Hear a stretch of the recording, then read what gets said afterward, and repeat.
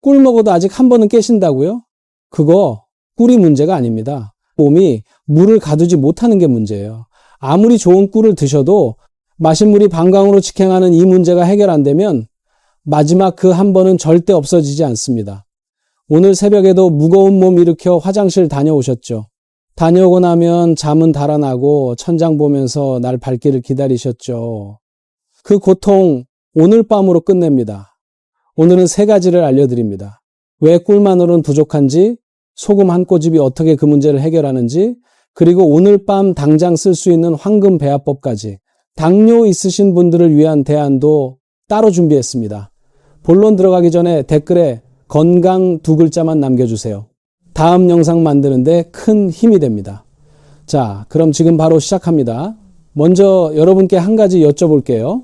혹시 저녁 6시 이후로는 물을 한 모금도 안 드시는 분 계신가요? 화장실 가기 싫어서, 밤에 깨기 싫어서 아예 수분 자체를 끊어버리시는 거죠. 이런 분들이 생각보다 정말 많으세요. 그런데 여러분, 이거 정말 위험한 행동입니다. 물을 안 마시면 소변이 아주 진하고 독해집니다. 그 독한 소변이 방광벽을 칼날처럼 계속 자극하니까 방광이 비명을 지르면서 여러분을 강제로 깨우는 거예요. 물을 안 마신다고 화장실을 덜 가는 게 아니라 오히려 더 자주 깨게 되는 역설이 생기는 겁니다. 그럼 반대로 물을 넉넉하게 드시는 건 어떨까요? 몸에 좋다니까 저녁에 물 2컵씩 벌컥벌컥 드시는 분들도 계시죠. 그것도 문제입니다. 왜냐하면 60대가 넘어가면 우리 몸의 세포들이 물을 붙잡아 두는 힘이 예전 같지 않거든요. 젊었을 때는 물을 마시면 세포 구석구석에 촉촉하게 스며들었는데 나이가 들면 그 흡수력이 떨어집니다. 밑 빠진 독에 물 붓기라는 말 아시죠? 딱 그 꼴이 됩니다. 마신 물이 세포에 머물지 못하고 혈액 속으로 들어가자마자 몸이 이걸 처리하려고 곧장 방광으로 내보내버리는 거예요. 결국 물을 안 마셔도 문제, 마셔도 문제인 이 답답한 상황. 해결책은 딱 하나입니다. 물을 몸 안에 가두는 기술이 필요합니다. 근데 여기서 잠깐 혹시 이런 생각 드시는 분 계세요? 저는 물보다 차를 즐겨 마시는데 그것도 괜찮지 않나요? 녹차, 보리차, 옥수수, 수염차. 몸에 좋다고 드시는 분들 많으시죠? 그런데 이 차들은 대부분 이뇨작용이 있어서 오히려 소변을 더 만들어냅니다. 특히 녹차에 들어있는 카페인은 방광을 자극해서 밤중에 화장실을 더 자주 가게 만드는 원인이 되기도 해요. 밤에 드시는 음료는 되도록 단순하게 오늘 제가 알려드리는 방법으로만 가시는 게 가장 좋습니다. 자, 그렇다면 왜 우리 몸은 나이가 들수록 물을 가두지 못하게 되는 걸까요? 이걸 이해하셔야 오늘 제가 드리는 방법이 왜 효과가 있는지 납득이 가십니다. 우리 혈액은 항상 0.9%라는 아주 정교한 염분 농도를 유지해야 합니다. 이게 깨지면 우리 몸은 즉시 비상신호를 보내요. 저녁에 맹물 한 컵을 마시면 어떻게 될까요? 혈액 입장에서는 아이고 싱거운 물이 너무 많이 들어왔네. 농도가 깨지겠다 하고 판단합니다. 그래서 이 물들을 혈액 속에 두지 않고 곧장 방광으로 내보내버리는 거예요. 몸이 물을 배신하는 게 아니라 몸이 살아남으려고 스스로 조절하는 겁니다. 그런데 이 조절 기능이 나이가 들수록 더 예민하고 빠르게 작동하거든요. 그래서 젊었을 때는 저녁에 물 한 컵 마셔도 괜찮았는데 지금은 조금만 마셔도 바로 화장실이 가고 싶어지는 거예요. 여기서 여러분이 꼭 아셔야 할 게 있어요. 라면 국물처럼 짠 음식을 먹으면 다음날 얼굴이 퉁퉁 붓잖아요. 그러니까 소금물을 마시라는 게 말이 되냐고 의아해 하실 수 있어요. 근데 그건 완전히 다른 이야기입니다. 라면처럼 짠 음식을 먹는 건 우리 몸에 나트륨 폭탄을 던지는 것과 같아요. 혈액이 너무 짜지니까 몸이 이걸 희석하려고 세포 속 수분까지 싹 끌어당겨서 온몸이 붓고 혈압이 오르는 거죠. 제가 말씀드리는 소금물은 그런 짠 게 아닙니다. 우리 몸의 혈액 농도인 0.9%에 딱 맞추는 아주 미세한 양이에요. 몸이 이 농도를 보면 딱 맞네. 이 물은 내보내지 말고 몸 안에서 잘 쓰자 하고 반응합니다. 결과적으로 똑같은 양의 물을 마셔도 방광으로 내려가는 양이 물리적으로 줄어들게 되는 거예요. 그런데 더 중요한 이야기가 남아 있습니다. 수분을 몸에 가두는 것만으로는 부족해요.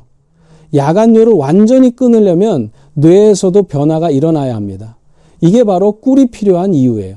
지금부터 꿀 소금물이 야간뇨를 끊는 3가지 이유를 하나씩 설명드릴게요.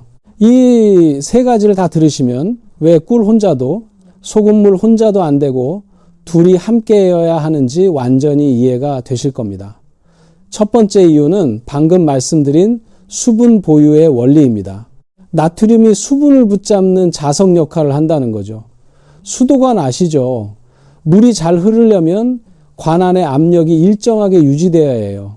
압력이 너무 낮으면 물이 제대로 전달되지 않고 너무 높으면 관이 터지죠. 우리 혈액도 똑같습니다.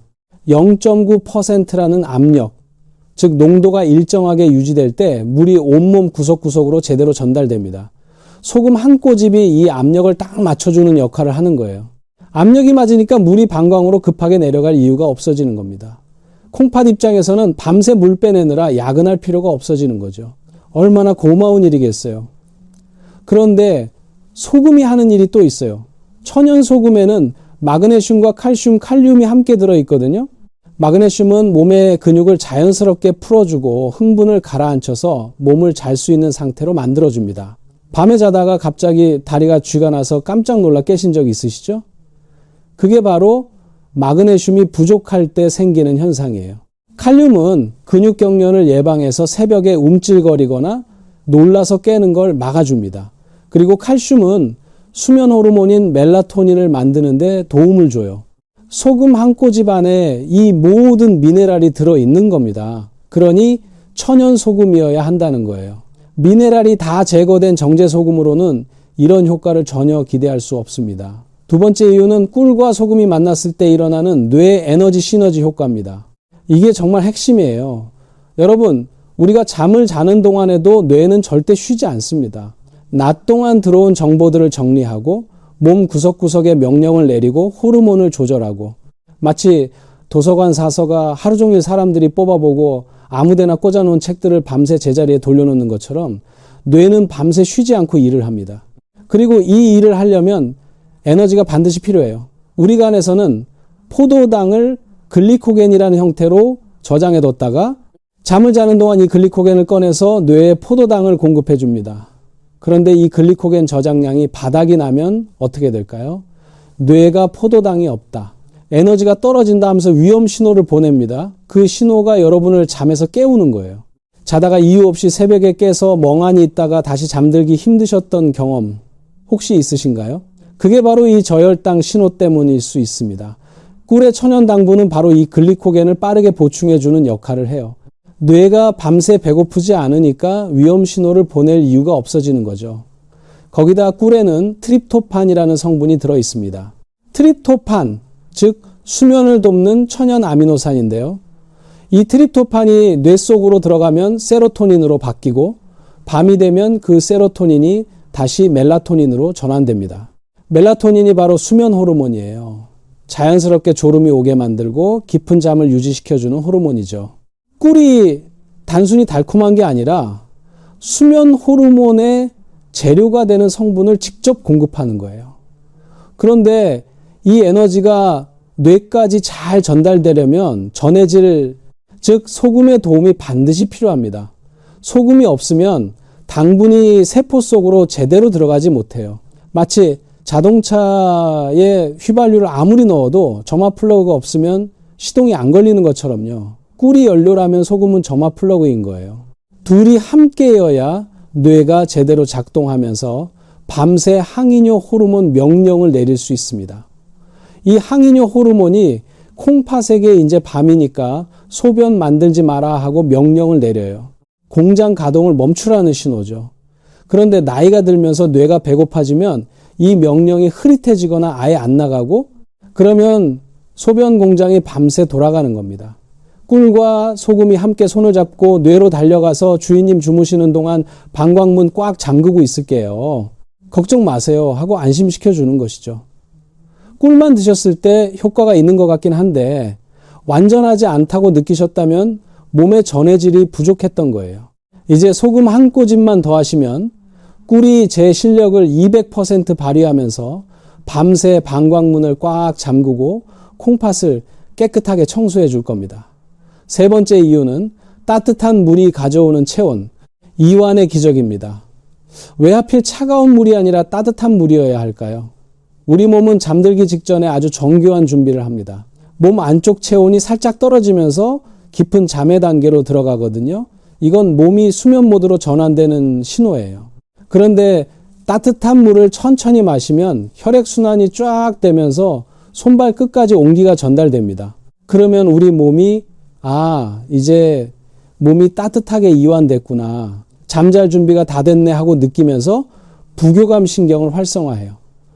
부교감 신경이 활성화되면 몸 전체의 긴장이 풀립니다.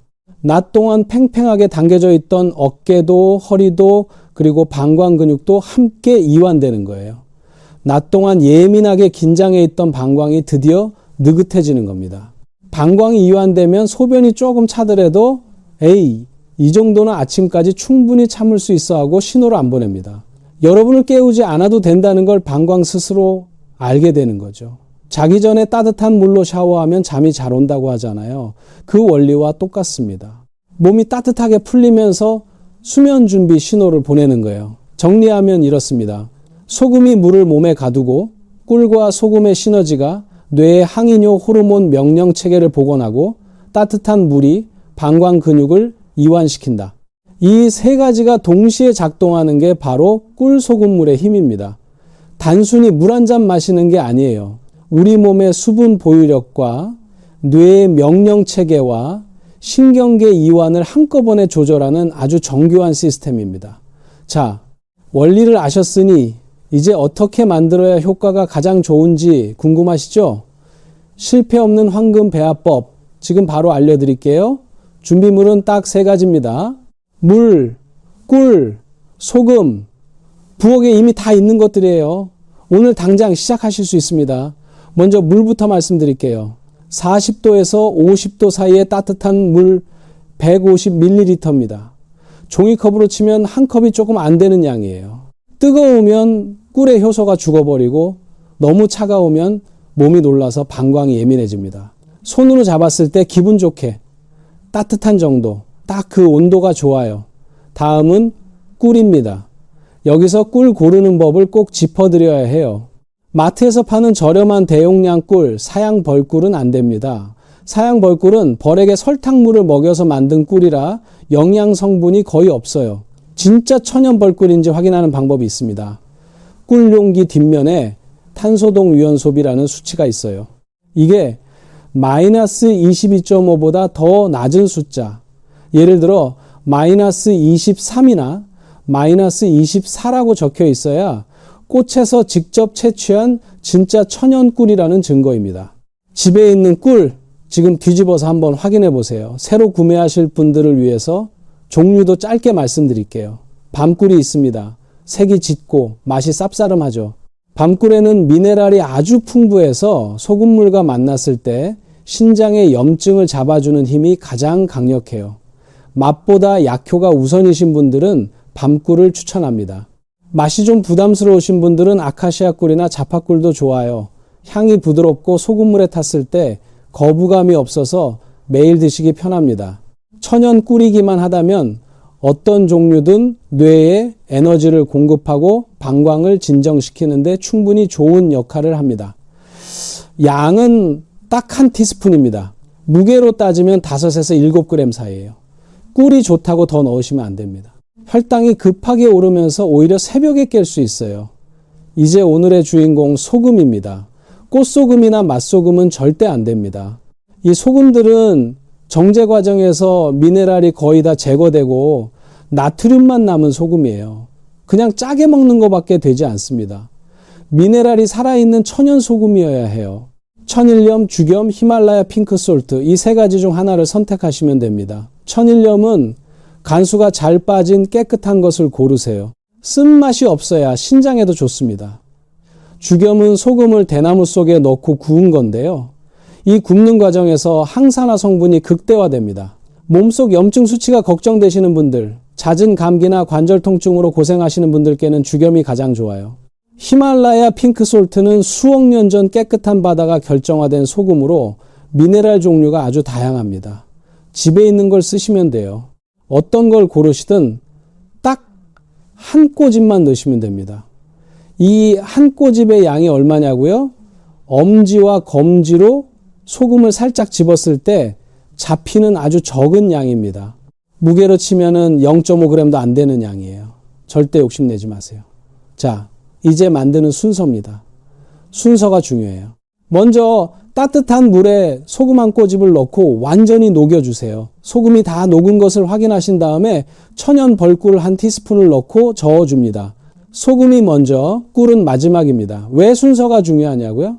꿀을 먼저 넣고 소금을 나중에 넣으면 꿀의 끈적한 성분이 소금이 물에 녹는 걸 방해해서 흡수 속도가 훨씬 느려집니다.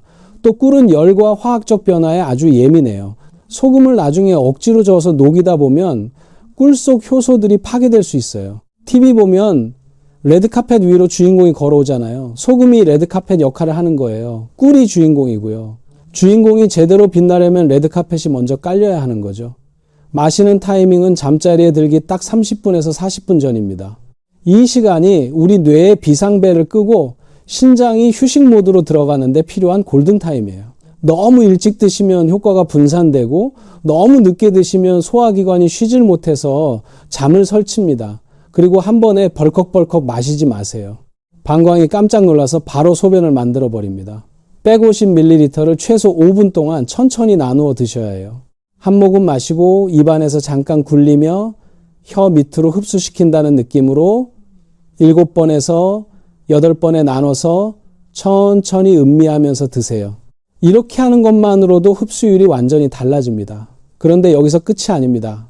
아직 더 중요한 이야기가 남아있어요. 같은 꿀 소금물을 마셔도 어떤 소금을 쓰느냐에 따라 결과가 완전히 달라집니다. 지금부터 그 이야기를 해드릴게요. 여러분, 야간뇨를 완전히 잡으려면 결국 소금 하나가 3가지 조건을 동시에 충족해야 합니다. 첫째, 미네랄이 살아있어야 하고요. 둘째, 쓴맛이 없어야 해요.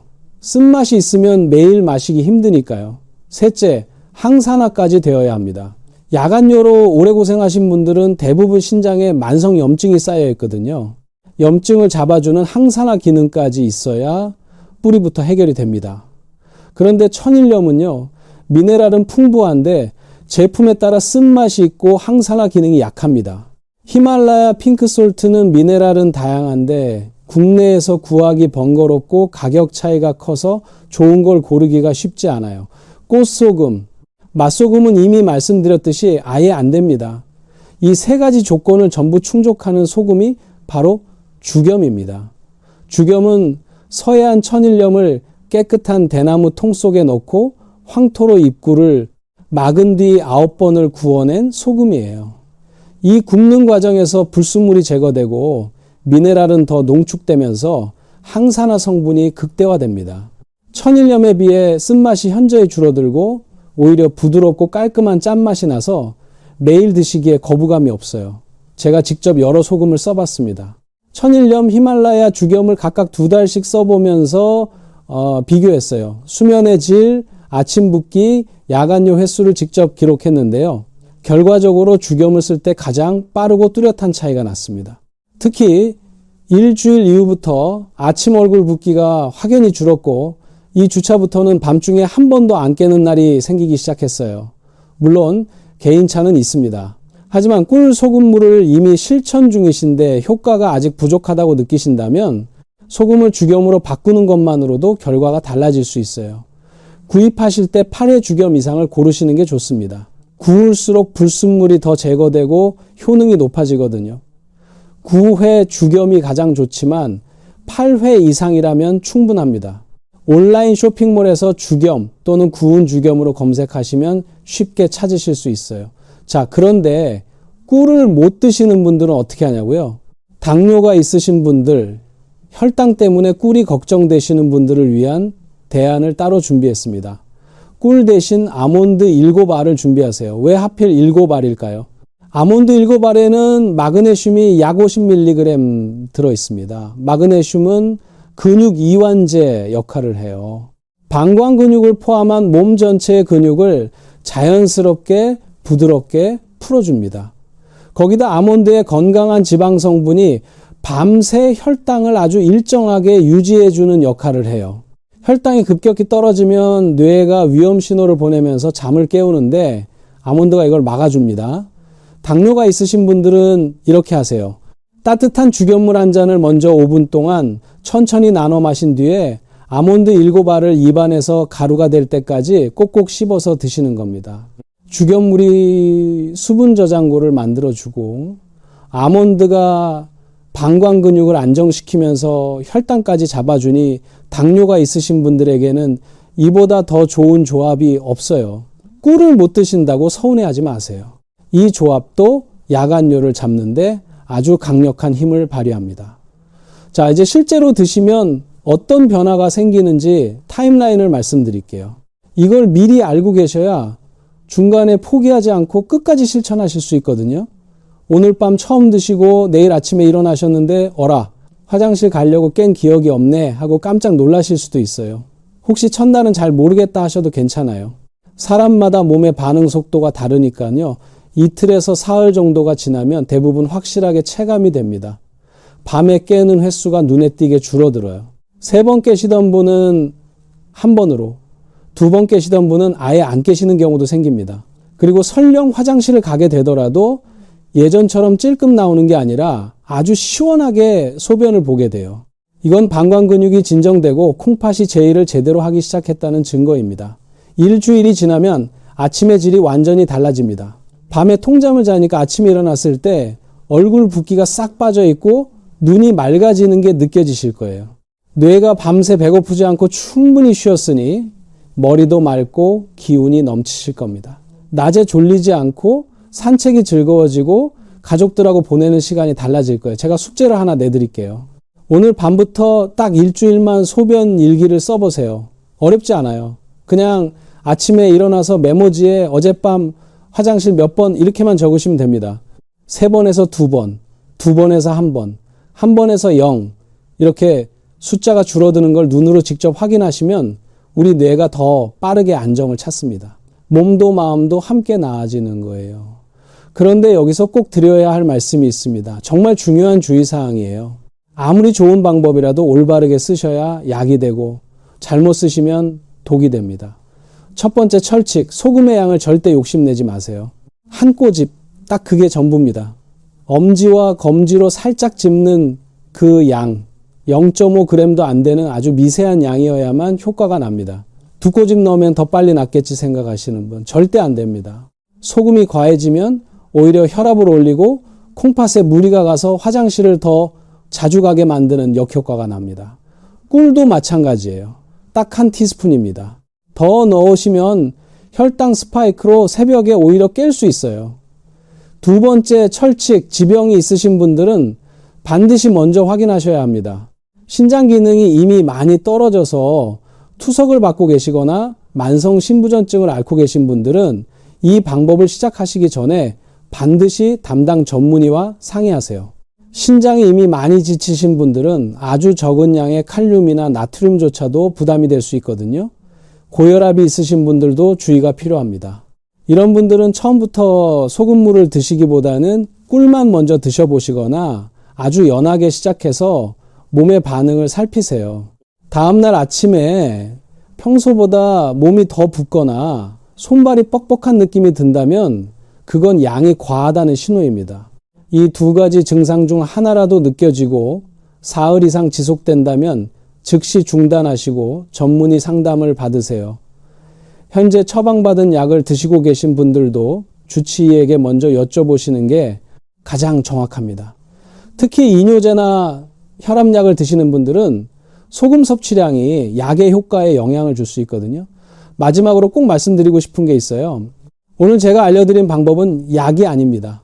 생활 습관의 불균형에서 오는 야간뇨를 생활 지혜로 개선하는 방법입니다.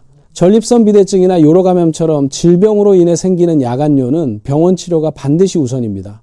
이 2가지를 섞어서 생각하지 마세요. 화장실을 가는 횟수가 줄어드는 것도 중요하지만 그보다 여러분의 몸이 안전하고 건강하게 나아지는 것이 저한테는 훨씬 더 중요합니다. 자, 오늘 긴 시간 함께 공부하셨는데 어떠셨나요? 꿀만으로 부족했던 이유, 소금 한 꼬집이 만드는 변화, 그리고 죽염이 가장 좋은 이유까지 사실 이 방법이 특별히 어렵거나 비싼 게 아니에요. 부엌에 있는 소금 하나, 꿀 한 병이면 됩니다. 오늘 밤부터 당장 시작하실 수 있어요. 여러분이 그동안 야간요로 고생하신 건 게으르거나 잘못해서가 아니에요. 그냥 몰라서 못 챙겨드린 거예요. 이제 원리를 아셨으니 여러분의 몸은 오늘 밤부터 달라지기 시작할 겁니다. 우리 몸은 정말 정직하거든요. 제대로 된 걸 주면 반드시 반응합니다. 댓글에 숫자 하나만 남겨주세요. 지금 밤에 화장실 몇 번 가시는지 그 숫자 하나만요. 일주일 뒤에 그 숫자가 얼마나 줄었는지 꼭 다시 알려주세요. 그 숫자 하나가 건강한 잠의 첫걸음입니다. 효과 보신 분들은 절대 혼자만 알고 계시지 마세요. 지금도 밤마다 화장실 들락거리며 고생하는 친구분, 형제분, 이웃 어르신들께 이 영상 꼭 공유해 주세요. 여러분의 공유 한 번이 누군가의 밤을 바꿔놓을 수 있습니다. 이런 건강 정보 앞으로도 놓치지 않으시려면 구독 한번 눌러주세요. 다음에는 콩팥을 더 깊이 살리는 방법으로 찾아뵙겠습니다. 오늘 밤은 부디 화장실 걱정 없이 꿈도 안 꾸고 푹 주무시길 바랍니다. 감사합니다.